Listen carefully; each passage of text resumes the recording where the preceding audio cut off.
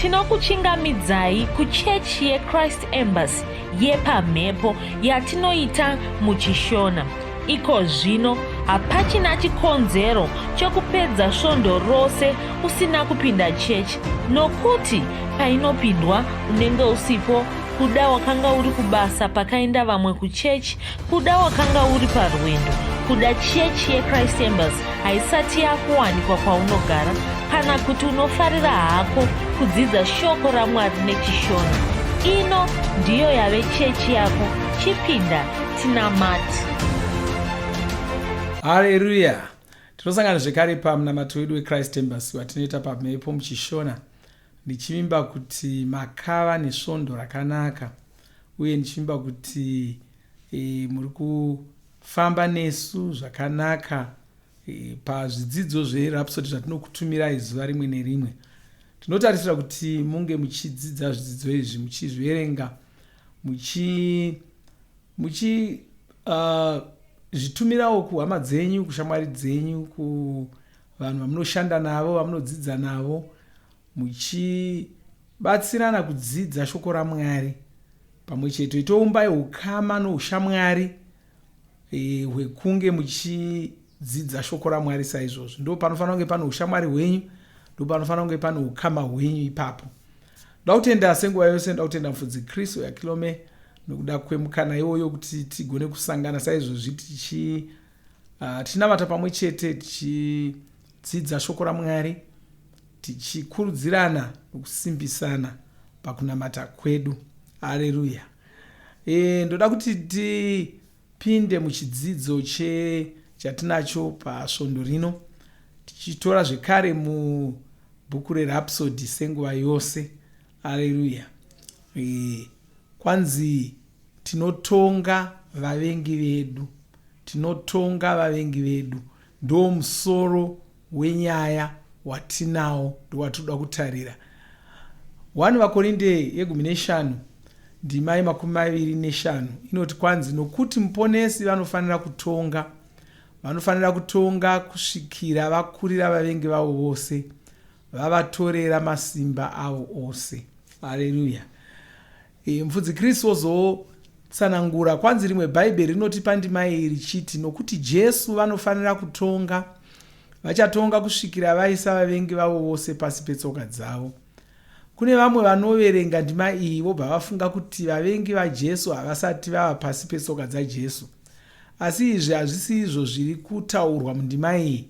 Ndima iyi haina kuti Jesu vanofanira kutanga vaisa vavengi vavo pasi petsoka dzavo, mushure mazvo vozotanga kutonga. Kwete, inoti ivo vachatonga kusvikira vaisa vavengi vavo pasi vose pasi petsoka dzavo, kureva kuti vari kutotonga, vavengi vavo varipo havo, asi ivo vari kutotonga. Saka Jesu vari kutotonga. Pangange pachine vamwe vavengi vachiri kushereketa vari kunze uko, asi Jesu vari kutotonga. Jesu vari kutotonga, ndo zvatiri kudzidza nezvatiriona ndo zviripo. Pakuna vamwe vanoti kwanzi zvino kana Mwari varivo vari kutonga, nemhakei pane matambudziko aya, nemhakei pane zvakati zviri kuitika. Aiwa, inyaya yokuti Jesu vari kutonga, vavengi varipo. Kana uchitonga, ngati munyika paya munogona kunge muine nyika dzine vatungamiriri vatongi, munenge muna vatungamiriri, asi pachangoita vanhu vanenge vachingopanduka, asi hazvirevi kuti ari kutungamirira wacho haasi kutonga. Ari kutotonga, asi vanopanduka varipovo. Haleluya. Kwai shoko rekuti kutonga iri rinoturikirwa kubva kushoko rechiGiriki. Shoko rechiGiriki racho nderinoti basileo, rinoreva kutonga, uchitonga samambo.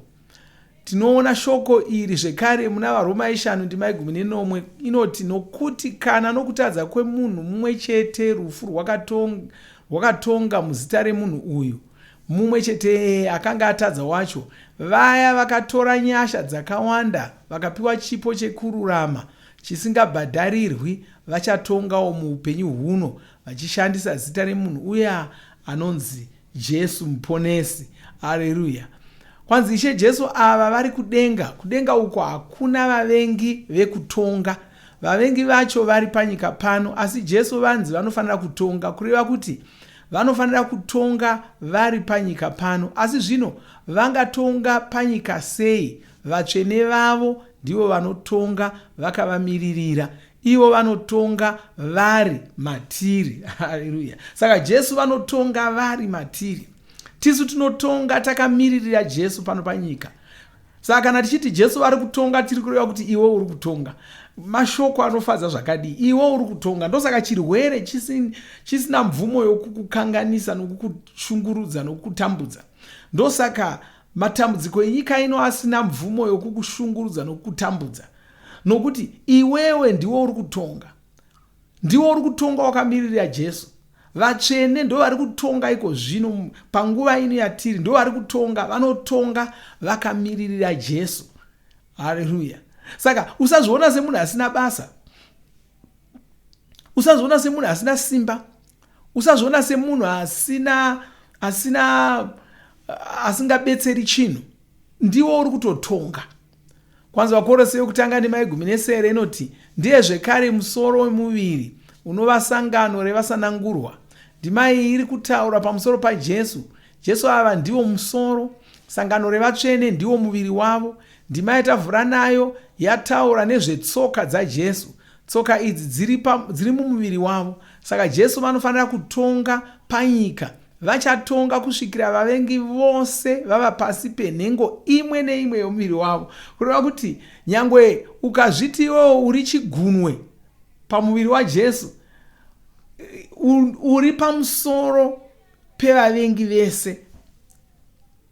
Mavengi ava angava mweya yetsvina, angava yeSatani pachake, iwewe unotonga Satani iyeyo, unotonga mweya yetsvina iyoyi, unotonga zvinhu zvese. Ndiwo unoronga zvinoitika panyika pano, ndiwo unoronga zvinoitika mukati muupenyu hwako. Ndosaka usingafaniri kungogamuchira zvese zvaunokandirwa naSatani. Kuna vamwe vanoimba, zvandapuwa naShe ndinogamuchira. Ukaona chinhu chakaipa chaitika mukati muupenyu hwako, chinhu ichocho chabva kuna Satani, hachina kubva kuna Mwari. Usachigamuchira, usachitambira, hachisi chako. Usati ndapiwa naShe ndakugamuchira, haugamuchiri zvinhu zvakadaro. Haleluya! Haleluya! Kwai izvozvo zvinofanira kutanga zvaitika, Jesu vozodzoka. Saka tinofanira kutanga tatonga saizvozvo, Jesu vozodzoka. Saka Jesu vari kuzotora vatsvene havo, asi havasi kuzovawana vachitambura, vasina simba, kwete. Vari kuzovawana ivo vatsvene vava vachitonga. Izvi ndizvo zvatinoona muna vaEfeso 5 ndima 21. Zvakazarurwa 5 ndima 10 inoti, mukatipa kuna Mwari tive madzimambo nevapiri, nokudaro tichatonga panyika pano. Haleluya! Tinotonga panyika pano. Hatikuri kune zvinhu zvenyika ino. Kwai ndiko kusaka Ishe Jesu vane mashoko avakambotaura. Tinoaverenga muna Johani 13 ndima 33 inoti, panyika muchatambudzwa, asi musatya henyu, nokuti ini ndakakunda nyika. Isu takazvarwa naMwari, tinovimba navo. Ruvimbo rwedu urwu rinotova simba, ndiro simba rinokurira nyika ino. Ndiko kusaka Jemusi yokutanga ndima 2 ichiti, tingasangana hedu nemiedzo, asi tinofanira kufara. Imhaka yekuti tinotonga vavengi varipo. Haleluya! Saka munoona zvinorevei zvinhu izvi? Zvinoreva kuti hauna chikonzero chokuchema. Kuna vamwe vanochema, ndarwara, zvinhu hazvisi kundimirira zvakanaka, ndini ndega ndaita sei ndiri kurwara. Aiwa, unotonga vavengi varipo. Chirwere ichocho chiripo, unotonga. Handina mari, ndiri kushayiwa mari, handina kana chouviri, handina kana chokubata. Tonga vavengi vavo varipo. Muvengi aripo, iwe ngotonga. Fara. Kwanzi kana uri kusangana nezvinhu zvakaoma, muchisangana nemiedzo, zvitorei semufaro. Kwai ngofarai zvakadero. Saka ndokutonga kwaunenge uchiita, uchitonga. Saka usambotyira chimwe chinhu, usavhundukira chimwe chinhu. ndiwo uri kutonga, ndiwo uri panyanga. Kwaizvi zvinotirangaridza zvakambotaurwa naDhavhidhi. Tinoverenga mashoko ake muna Mapisarema 23:5. Inoti, munondipakurira zvekudya vavengi vangu varipo. Saka vavengi havana basa, iwe unongotonga chete.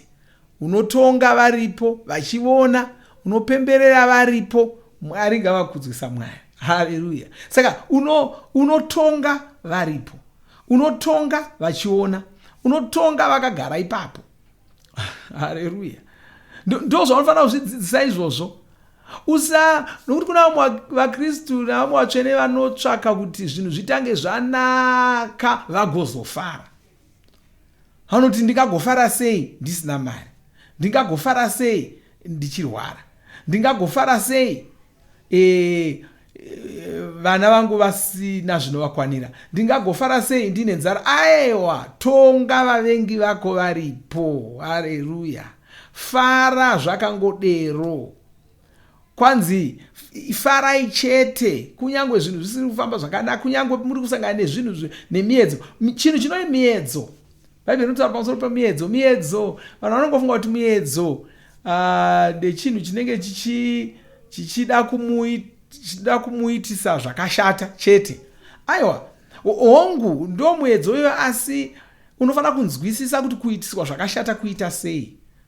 Kana akasangana nechinhu chinoda kumutuma kuti abe, ndio anoti muedzo, usandipa muedzo wokuti ndibe. Muedzo chinhu chinoda kubvisa pana Mwari. Ndo chinoi muedzo ichocho. Chinhu chinoda kubvisa pana Mwari. Kubva pana Mwari kwacho kungava kupedzira oba, kana kupedzira oreva nhema, kana kupedzira oita asi hazvigumiri ipapo. Chirwere muedzo. Nemhaka chirwere uri muedzo. Nemhaka yekuti chirwere chinotsvaka kuti ufunge kuti Mwari havako, kana kuti shoko raMwari harishandi. Sezvakaitwa Jobho. Jobho paakarwara paya, hama dzake dzimwe dzakauya, shamwari dzake dzakauya, zvikanzi tuka Mwari ufe. Mukadzi wake ndiye akadaro, zvikanzi tuka Mwari ufe. Kureva kuti chirwere ndo basa racho muedzo. Chirwere muedzo chinoda kumanikidza, kushayiwa, kunge zvinhu zvinamira zvakanaka mukati muupenyu hwako. Miedzo iyoyo ndo miedzo chaiyo inoshandiswa naSatani. Muedzo wokuti ube muedzo mudoko uyu. Muedzo wokuti ubve pana Mwari ndo muedzo mukuru iwoyo. Chirwere ndo zvachinotsvaka kuita. Matambudziko enyika ino ndo zvanotsvaka kuita. Anotsvaka kuti upedzisire wati Mwari havana hanya neni, Mwari havandifariri, Mwari havandidi. Chinotsvaka kuti utaure mashoko ausingafaniri kutaura. Mashoko okutuka Mwari, mashoko okumhura Mwari. Mashoko anotaurwa nomunhu anoona sokuti shoko raMwari harishandi. Ndo zvanoda kuti Satani ndo zvanoda kuti uite izvozvo. Saka kwanzi ukangori kusangana nemiedzo saizvozvo, fara. Nokuti watoona mukana wokukunda, waona mukana wokukurira zvinhu, waona mukana wokushandisa shoko raMwari uchiriona richishanda. Chirwere chikauya pauri, waona mukana wokushandisa shoko raMwari uchidzinga chirwere. Unoona ukabudirira pakushandisa shoko raMwari uchidzinga chirwere ichocho, ukabudirira, wasimba. Ruvimbo rwako muna Mwari rwatowedzera. Simba rako rokuvimba naMwari ratowedzera. Saka unofanira kukurira zvinhu izvozvo. Saka kwanzi tonga. Hazvina basa kuti chii chiri kuitika. Tonga, fara, kunyange zvinhu zvisina kumira zvakanaka. Haleluya. Ngaiti namate munamato uri pano. Iti Baba vandinoda, ndinokutendai. Muponesi Jesu vakakurira Satani. Zvino isu tiri muna Jesu ava. Saka tisu tava kutorwa sevakundi vacho. Ini ndiri nhengo yemuviri wamuponesi. Ndakashongedzerwa kutonga. Ndinokurira zvinhu zvenyika ino. Ndinotonga mukururama. Ndinokurira zvose zvandinosangana nazvo. Vanhu vachiona ushe hwenyu pandiri. Muzita raJesu. Amen. Haleluya. Regai tingotenda Mwari tichinamata. Titenda Mwari pamusoro masimba avakatipa iwaya okutonga, mvumo yavakatipa yekutonga. Baba, ndokutenda nezita raJesu, ndopambiri nekudzo kwamuri, ndokunamatai. Malisdraka mojenda, malisdraka mojenda, morabasata kapalas, drege bejo granda, lastrama giria, telosia grabinda, gosia mashala bande. Baba, ndokutenda kushoko renyu, nokutenda nokuti makandita ishe, makandita mambo. Nokutenda ndinotonga zvinhu zvenyika ino, ndinotonga zvinhu zvoupenyu huno. Handikurirwi nezvirwere, handikurirwi nematambudziko enyika ino. Ndinogara ndiri mutano uye ndichagara ndiri mutano. Ndichagara ndiri mufumi, zvinhu zvangu zvose zvichifamba zvakanaka, zvichibudirira. Zvose zvandinoita zvinobudirira muzita ramambo Jesu. Ndinotonga kunyange panyika pano, chironga zvinhu zvinofanira kuitika panyika pano nekudzinyika dzepasi rino. Baba, ndokutenda nokuda kwomunhu mumwe wandiri kunamata naye pazuva ranhasi, ndomuropafadza muzita ramambo Jesu, ndomunyengeterera iko zvino. Ndonamata, chirayira utano hwakanaka paari, ndorayira kuporeswa kwemiviri yake, ndorayira kuporeswa kwenyama yake, chidzingira kure zvirwere, chidzingira kure mweya yetsvina kubva paari nezita ramambo Jesu. Ndinokutendai nokurumbidzai nokukudzai. Malizedo majilia grata moletro morigande zegroshi dabiase gande merokosa. Haleluya. Baba, ndinokutendai ndokunamatai. Haleluya. Amen. Haleluya. Zvakanaka. Ndofanira nokuti hakuna kusangana saizvozvi. Ngatisangane zvekare musvondo nouya, asi hatisati tapedza. Ndoda kuti timbowana nguva yekurumbidza Mwari, tichitenda Mwari. Ndoda kuti batane nesu pakutenda Mwari ikoko. Uye rangarirai tiri kugadzirira zuva guru ratichange tichisvitsa ruponeso kuvanhu vose pasi rose. Toda kuti mugadzirire muri kwamuri ikoko, pamunopinda munamato iwoyu. Toda kuti musangane pamwe chete, muronge kuti muchaita sei. Nzvimbo yamuri iyoyo, kana muchitori ikoko, titoverenga kuti ikoko marapsodi atosvika. Saka tiudzei zvekare kuti mungada marapsodi akawanda zvakadii anogona kukwanira vanhu vari munzvimbo yenyu. Hatina watoda kusiya. Saka tiudzei kuti munoda marapsodi akawanda zvakadii, tigobatsirana nevamwe vatsigiri vedu, tigowana marapsodi iwayo, tigokutumirai muve nechamungapa vanhu vanofanira kuwana shoko raMwari. Haleluya. Asingati mborumbidza Mwari, kana usina kuponeswa, usina kuzvarwa kechipiri, tonamata newe.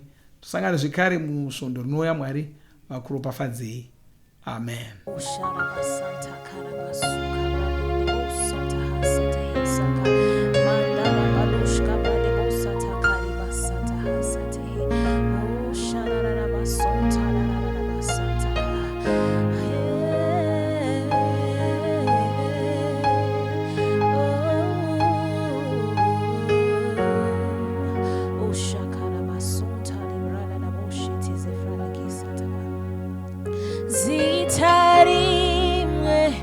Rine simba zitarimwe rinotonga zitara Jesu zitara Jesu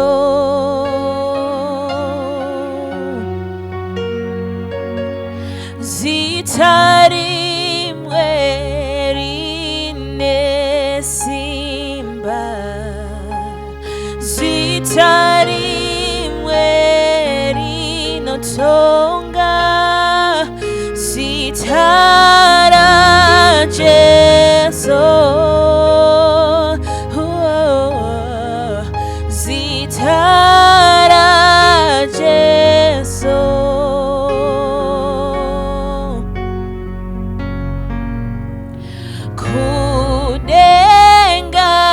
panyika hakuna ane simba makomo paradzwa masuo zarurwa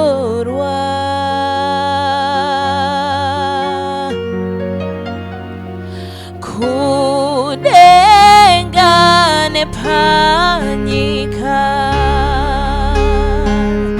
hakuna